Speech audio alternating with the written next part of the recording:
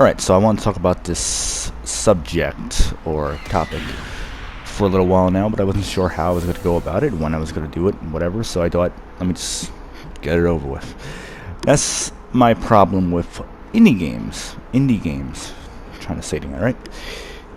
And this is not me generally speaking out against indie games. This is me trying to bash every single indie game out there, because there's a lot of good ones, a hell of a lot of good ones, and some of them that you can even say is even better than some AAA or even higher budget games, without question. But there are also a number of indie games that do like three things that bother me. So I'm gonna go over the three things real quick, and I'm gonna explain to you why.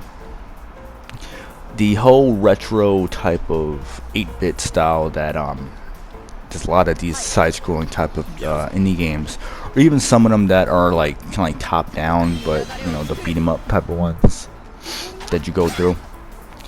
A lot of them are trying to recreate this feeling of nostalgia, and I get that, but a lot of times it comes across as it being lazy, and then them trying to, especially like in interviews or whatever, at whatever convention or anything like that, where they try to explain, trying to really do their best. I understand they're trying to market the game, but it's like, for me, when I see things like that, it's like you're trying to have this style, and I get you're trying to build this nostalgia and whatnot, but I think, will it hurt you to be a little more creative, a little more different, and try to like not maybe not do what so many indie developers have done?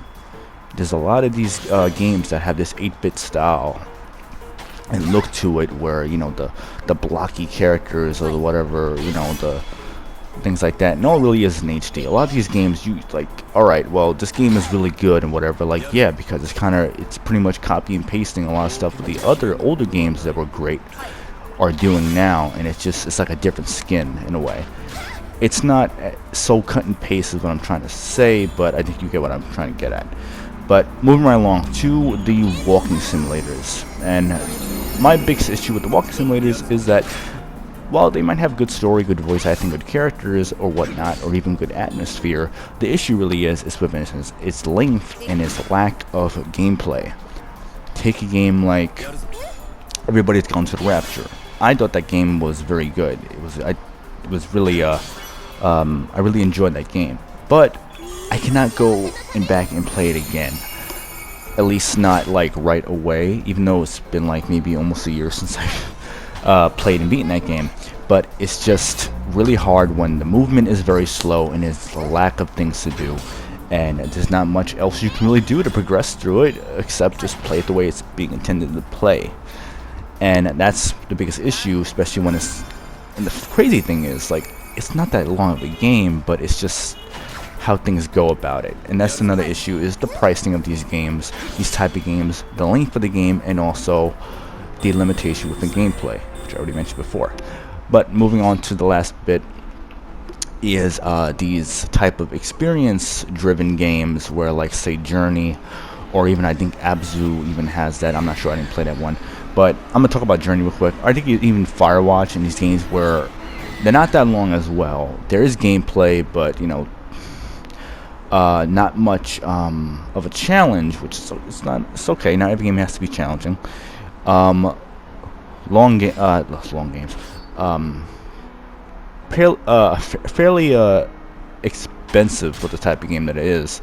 When it's not that long, there's not a lot going on, and it's one of those things where it's like, it's up to you to decide what was really going on. It's like, so just, I don't know, I think some games do try to give a sense of you making up what happened or what was going on, but I think other times it's just, you're gonna make up the story because we don't want to. And I think that is true with many other games.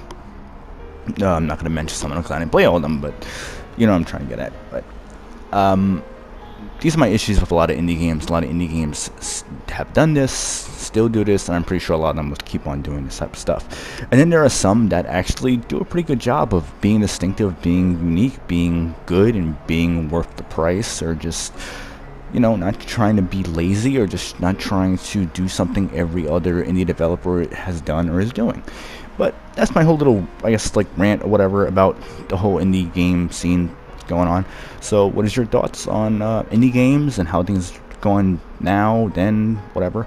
But thank you for watching, and yeah, that's pretty much it. So bye.